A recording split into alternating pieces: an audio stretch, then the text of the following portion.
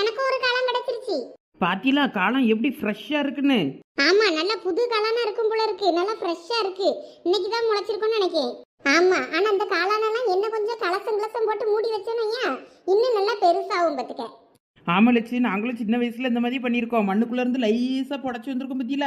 அதை பார்த்து வச்சுட்டோன்னு வைங்களாம், யாரும் பார்த்துடக்கூடாதுன்னு அந்த இடத்துல சிரட்டை கிரட்டை எதையாவது போட்டு கவுத்தி வச்சுட்டு வந்துருவோம். அதுக்கப்புறம் அது பெருசானப்புறம் அடுத்த நாள் போய் பிடுங்கி சுட்டு தின்றுவோம்.